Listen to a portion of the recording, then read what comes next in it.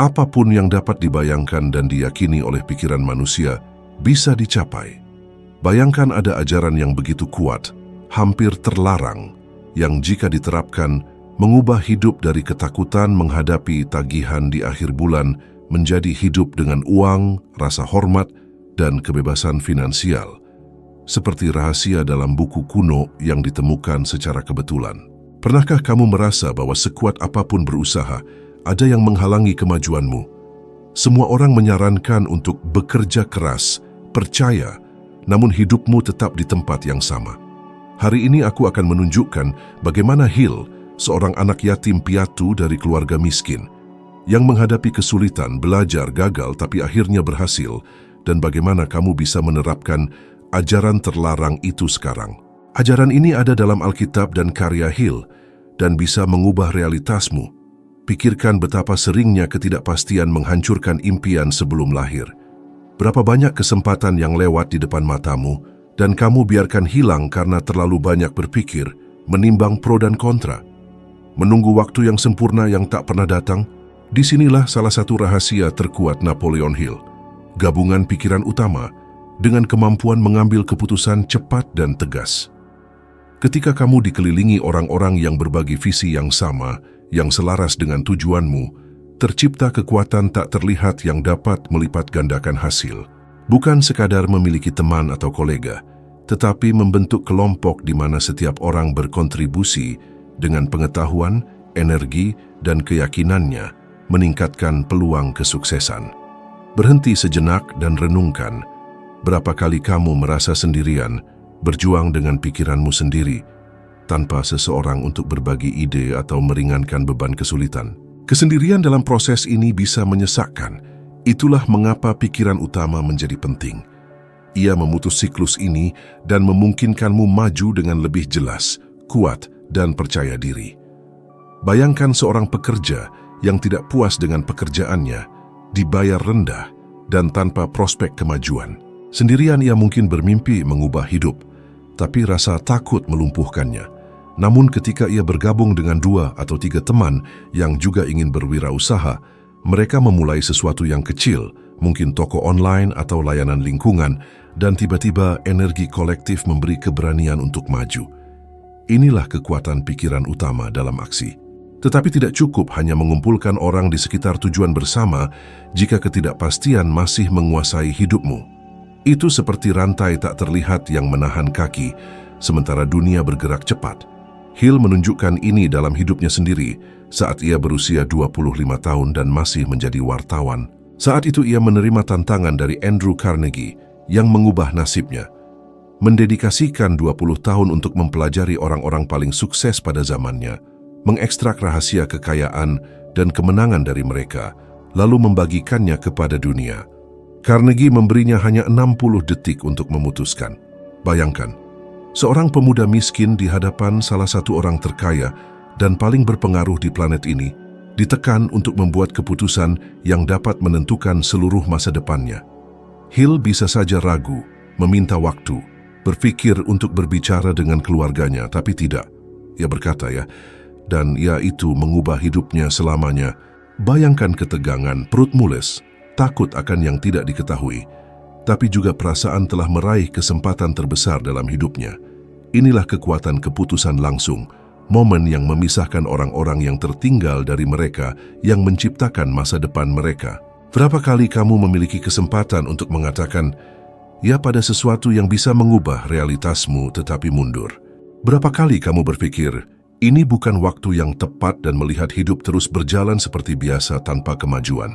Secara statistik, sebagian besar orang menunda keputusan penting. Percaya bahwa di masa depan yang tidak pasti mereka akan merasa lebih siap, tetapi kenyataannya momen itu tidak pernah datang. Studi psikologi menunjukkan bahwa penundaan terus-menerus meningkatkan tingkat kecemasan, menciptakan penyesalan, dan melemahkan rasa percaya diri. Setiap keputusan yang tidak diambil adalah pengingat diam bahwa kamu tidak mempercayai dirimu sendiri. Namun ketika kamu memutuskan dengan cepat, pikiran menemukan cara untuk membenarkan dan mendukung keputusan itu, seolah seluruh alam semesta bergerak ke arahmu. Bayangkan seseorang yang berutang yang alih-alih menunda, memutuskan hari ini untuk duduk, mengatur tagihan, memotong pengeluaran yang tidak perlu, dan mencari sumber pendapatan baru. Keputusan yang tampak sederhana ini sudah menciptakan energi baru karena tidak ada ruang untuk keraguan. Hanya ada aksi. Dan aksi inilah yang, ketika diperkuat oleh kekuatan pikiran yang cerdas, dapat sepenuhnya mengubah arah hidup seseorang. Rahasia tersembunyi bukan hanya percaya bahwa semua akan terselesaikan, tetapi bertindak seolah-olah semuanya sudah terselesaikan. Bergabunglah dengan orang-orang yang mendorongmu maju, latih pikiranmu untuk memilih cepat, karena setiap detik ketidakpastian menambah batu di tembok yang memisahkanmu dari hidup yang kamu inginkan. Napoleon Hill memahaminya sejak dini, dan itulah sebabnya hingga kini ceritanya menginspirasi jutaan orang. Bukan karena ia lahir kaya, tetapi karena ia berani mengatakan ya ketika kebanyakan orang ragu. Dan mungkin ini pertanyaan yang perlu kamu ajukan sekarang pada dirimu sendiri. Berapa banyak ya yang masih kamu lewatkan dalam hidupmu? Iman aktif dan berpikir positif adalah dua pilar yang Hill anggap penting untuk mengubah setiap ide menjadi kenyataan. Kebanyakan orang mengaitkan iman hanya dengan agama, tetapi Hill berbicara tentang iman praktis, keyakinan teguh bahwa apa yang kamu inginkan sudah dalam perjalanan, meski mata belum melihat apapun. Disinilah muncul dilema besar pertama. Berapa kali kamu meragukan dirimu sendiri sebelum mencoba? Berapa kali kamu berpikir suatu proyek tidak akan berhasil karena tidak memiliki uang, koneksi, atau pengalaman yang cukup? Pikiran negatif semacam itu seperti racun, melumpuhkan, merusak, dan membangun penghalang tak terlihat yang membuat hidup jauh lebih sulit daripada yang seharusnya. Iman aktif bekerja sebagai perintah kepada pikiranmu. Aku sudah memilikinya, ini akan terjadi.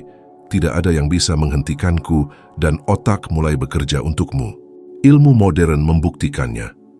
Penelitian psikologi positif menunjukkan bahwa orang yang menumbuhkan pikiran optimis memiliki ketahanan lebih besar, kesuksesan profesional lebih tinggi, dan kesehatan fisik yang lebih baik. Percaya dan berpikir positif bukanlah delusi, melainkan strategi praktis untuk meningkatkan peluang nyata untuk menang. Contoh kuat adalah orang-orang yang memutuskan bertindak meski takut, seperti seseorang yang bermimpi membuka usaha, tetapi setiap hari berkata, "Aku tidak tahu cara menjual, tidak ada yang akan membeli, aku akan gagal." Dialog internal ini membunuh mimpi sebelum lahir, sedangkan jika orang yang sama mengulang setiap hari, "Usahaku berkembang, orang membutuhkan apa yang kuberikan, aku mampu," maka realitas berubah. Perubahan ini tidak menghilangkan tantangan, tetapi menciptakan keberanian untuk melangkah pertama, dan dalam gerakan itu, pintu-pintu mulai terbuka. Napoleon Hill mengalaminya dengan intens. Selama kariernya, ia menghadapi banyak kesulitan finansial dan menyaksikan keluarganya melewati masa-masa kekurangan serius. Pada salah satu periode gelap itu, ketika tampaknya segala sesuatunya gagal, ia mengatakan telah mengalami apa yang disebutnya kunjungan suara batin, yang ia tafsirkan sebagai panggilan untuk terus percaya pada misinya, menyebarkan prinsip kesuksesan ke dunia. Ia bisa saja menyerah, tunduk pada kebangkrutan dan kegagalan, tetapi ia memilih untuk memupuk keyakinan bahwa semua itu memiliki tujuan yang lebih tinggi. Pilihan ini tidak hanya memperbarui kekuatannya, tetapi juga menjaga langkahnya sampai ia menyelesaikan karya yang berdampak pada jutaan orang. Kejadian ini menimbulkan rasa empati. Mustahil untuk tidak membayangkan diri sebagai seorang pria dengan keluarga yang harus dipenuhi kebutuhan, hampir tanpa sumber daya, hanya mengandalkan keyakinan sendiri sebagai panduan. Di sini muncul pertanyaan penting, berapa banyak dari kita membiarkan impian mati karena tidak memiliki keyakinan aktif ini?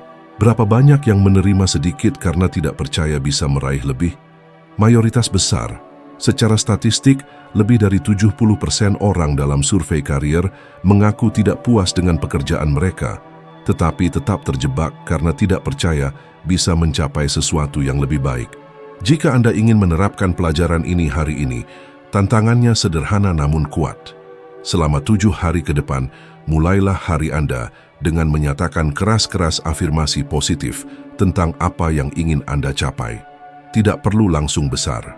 Bisa berupa saya mengendalikan keuangan saya pantas sejahtera, atau saya menemukan peluang setiap hari. Ulangi di pagi dan malam hari dan perhatikan bagaimana perlahan-lahan pikiran Anda mulai mencari bukti untuk mewujudkannya. Dengan cara ini, keyakinan aktif berhenti menjadi sekadar kepercayaan dan berubah menjadi bahan bakar untuk bertindak. Ini adalah pelajaran yang banyak dianggap terlarang. Percaya pada sesuatu yang belum ada, menyatakan kemenangan sebelum pertarungan, bertindak seolah sudah menerima hadiahnya. Tetapi inilah rahasia yang membedakan mereka yang terjebak dalam keraguan dari mereka yang membangun kehidupan luar biasa. Ketekunan adalah titik yang memisahkan mereka yang hanya bermimpi dari mereka yang benar-benar mengubah mimpi menjadi kenyataan. Berapa kali Anda memulai sesuatu dengan antusiasme, tetapi menghadapi hambatan pertama lalu berpikir untuk menyerah? Ini adalah pola kebanyakan orang. Antusiasme awal, frustrasi pada hambatan pertama, dan berhenti tak lama kemudian. Napoleon Hill mengatakan bahwa ketekunan adalah salah satu kualitas manusia paling berharga. Karena itulah yang membentuk pikiran untuk terus maju ketika segala sesuatu tampak melawan Anda. Dan inilah kebenaran pahit, jika Anda tidak belajar bertahan menghadapi rintangan, Anda tidak akan melihat hasil dari usaha Anda. Bayangkan seseorang yang tenggelam dalam utang. Ia memutuskan untuk menata keuangan, tetapi segera muncul hambatan, tagihan tak terduga, penolakan kredit, teman yang menertawakan usaha. Pada saat itu, kebanyakan orang berpikir, tidak ada gunanya, saya tidak akan berhasil, dan kembali ke siklus utang. Sebaliknya, orang yang tekun memahami bahwa hambatan ini hanyalah bagian dari perjalanan dan terus maju, menyesuaikan, belajar, memperbaiki, tetapi tidak menyerah.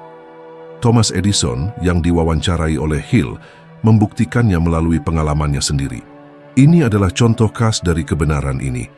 Edison gagal ribuan kali dalam usahanya menciptakan bola lampu listrik, tetapi ia mengatakan bahwa setiap kegagalan hanyalah satu langkah lagi ke arah yang benar, sebuah cara untuk mengetahui bagaimana seharusnya tidak dilakukan. Jika ia menyerah setelah 100 percobaan pertama, kemungkinan besar ia tidak akan mengubah arah sejarah. Ketekunan inilah yang membedakan mereka yang meninggalkan jejak pada generasi dari mereka yang hilang dalam anonim. Hill mengalaminya sendiri. Ia menghabiskan lebih dari 20 tahun mewawancarai dan mempelajari sekitar 16.000 orang, mencari formula kesuksesan, dan dalam proses itu menghadapi kritik, kesulitan finansial, dan masa-masa diragukan sepenuhnya. Ada periode ketika ia hampir tidak memiliki apa-apa, tetapi bukannya menyerah. Ia terus menulis, meneliti, dan mengembangkan prinsip-prinsipnya. Hasil dari ketahanan ini adalah penerbitan karya yang hingga kini memengaruhi jutaan orang di seluruh dunia. Bagian dari kisahnya ini menimbulkan rasa kagum dan simpati. Bayangkan seorang pria yang bisa saja meninggalkan segalanya di hadapan kemiskinan, tetapi memilih untuk maju karena percaya pada misinya. Dan kamu, berapa kali kamu meninggalkan sesuatu yang penting karena merasa terlalu lama untuk berhasil? Penelitian menunjukkan bahwa otak manusia cenderung melebih-lebihkan hadiah langsung dan meremehkan yang jangka panjang. Itulah sebabnya begitu banyak orang meninggalkan diet dalam beberapa minggu pertama atau sebuah proyek setelah kegagalan awal. Namun, ketekunan memprogram ulang pikiran untuk melawan kecenderungan alami ini. Dengan demikian menjadi mungkin untuk mencapai tujuan yang tampaknya mustahil. Ketahanan emosional juga penting. Kita harus mengubah setiap jatuh menjadi pelajaran. Setiap kegagalan menjadi bahan bakar untuk mencoba lagi, seolah setiap tidak hanyalah sebuah anak tangga menuju yang akan mengubah hidup. Berapa banyak pintu yang tidak kamu ketuk karena meyakinkan dirimu bahwa mereka tidak akan terbuka. Pelajarannya jelas, ketekunan tidak menjamin jalan akan mudah, tetapi menjamin kamu memiliki kekuatan untuk terus sampai mencapai tujuan, mengubah rintangan menjadi guru, kegagalan menjadi pengalaman, dan kesulitan menjadi peluang yang tersamar. Mungkin yang kurang dalam hidupmu hari ini bukan lebih banyak bakat atau keberuntungan, tetapi keberanian untuk bertahan sedikit lebih lama ketika segalanya tampak runtuh. Memiliki tujuan yang jelas seperti menyalakan cahaya di tengah kegelapan. Tanpanya, setiap jalan tampak bisa diterima, tetapi tidak ada yang membawa kemana-mana. Berapa banyak orang yang kamu kenal yang bekerja keras setiap hari, tetapi merasa kosong saat pulang ke rumah. Mereka mungkin membayar tagihan, tetapi dalam hati mereka merasa membuang-buang hidup. Inilah beban dari tidak memiliki tujuan yang jelas. Napoleon Hill menekankan bahwa kekayaan sejati bukan hanya menumpuk uang, tetapi menempatkan setiap tindakan dalam pelayanan tujuan yang lebih besar. Tujuan yang memberi makna pada usaha dan membawa dampak bukan hanya bagi dirimu, tetapi juga bagi semua orang di sekitarmu.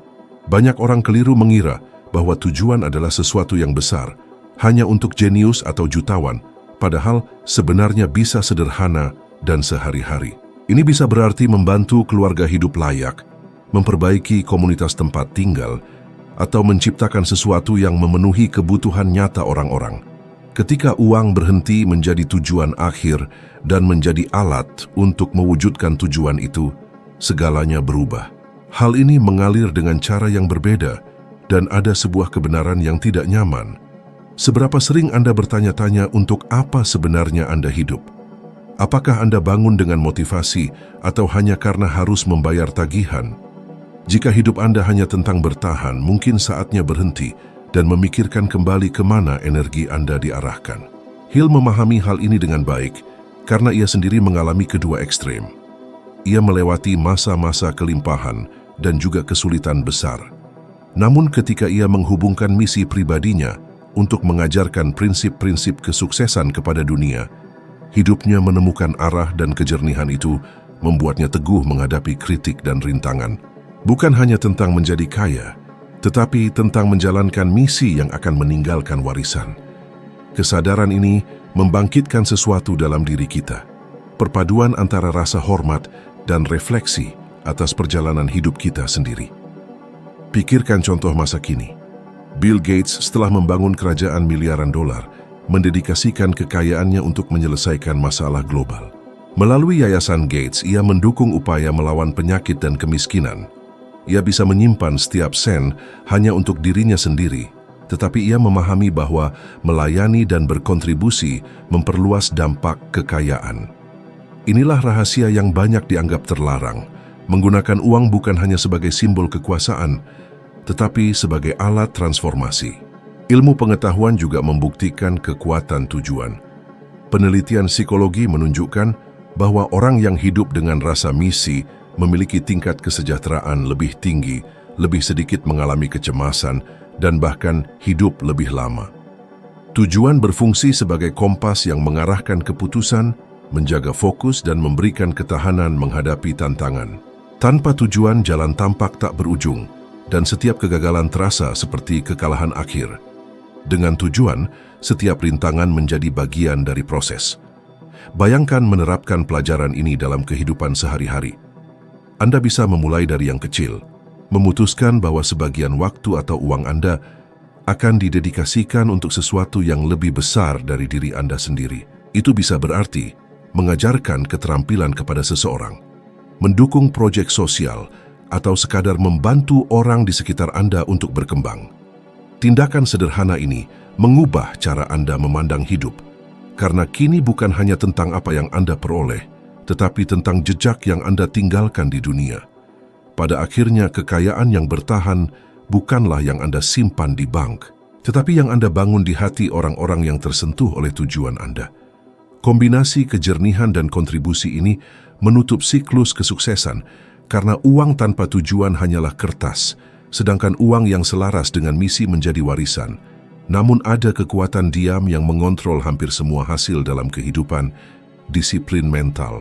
Napoleon Hill berkata bahwa disiplin diri adalah jembatan antara keinginan dan pencapaiannya, dan ini terbukti dalam kehidupan jutaan orang.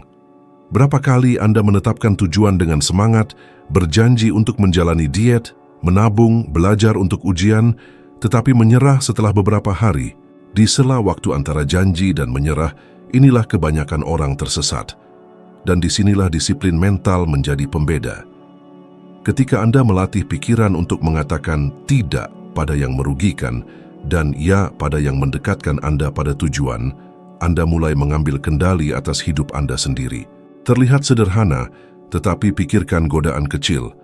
Membeli impulsif dengan kartu kredit, memesan makanan cepat saji karena tidak ingin memasak, menonton serial hingga larut yang membuat Anda kehilangan pagi berikutnya.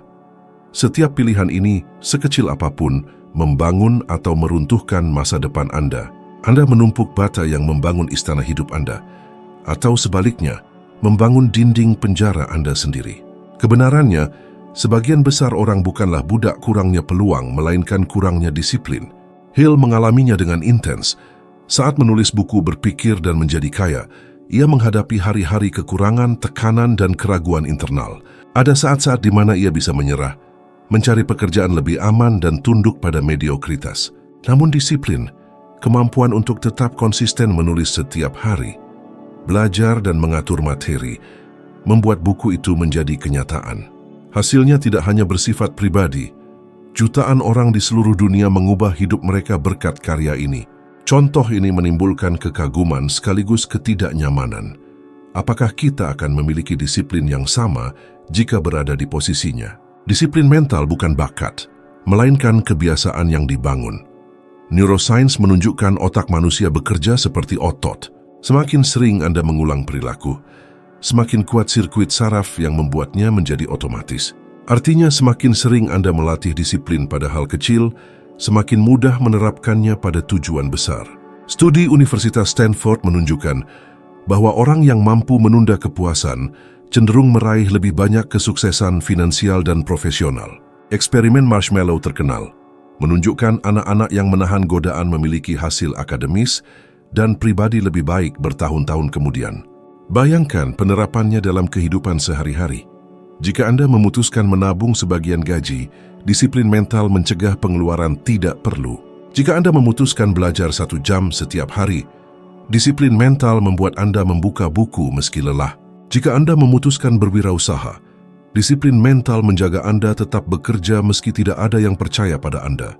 Ini adalah garis yang memisahkan pemimpi dari yang mewujudkan. Tantangannya sederhana namun kuat. Selama 21 hari ke depan, pilih kebiasaan kecil dan lakukan setiap hari tanpa gagal, seperti bangun di jam yang sama. Bisa berupa berjalan 15 menit, membaca 10 halaman, atau menyisihkan sejumlah uang minimum. Yang penting bukan ukuran kebiasaan tapi konsistensi. Jika berhasil, pikiran Anda dilatih menghadapi tujuan lebih besar. Rahasia tersembunyi disiplin mental tidak diraih sekaligus, tapi dibangun melalui kemenangan kecil setiap hari. Saat Anda menguasai kekuatan ini, tidak ada yang bisa menghentikan Anda, karena nasib ditentukan oleh kekuatan mempertahankan pilihan Anda. Tidak ada yang benar-benar berubah sebelum Anda mengambil kendali pikiran, iman, tujuan, disiplin, dan ketekunan bekerja bersama. Sebagian besar orang menyerah karena menunggu mukjizat eksternal, padahal mukjizat terjadi dalam diri kita ketika memutuskan untuk bertindak. Setelah sampai di sini, manfaatkan dorongan ini untuk melanjutkan perjalanan. Video berikutnya adalah anak tangga selanjutnya dalam evolusi Anda. Kesempatan untuk menjadi 1% lebih baik dari sebelumnya. Terima kasih atas kehadiran Anda dan saya tunggu di video berikutnya.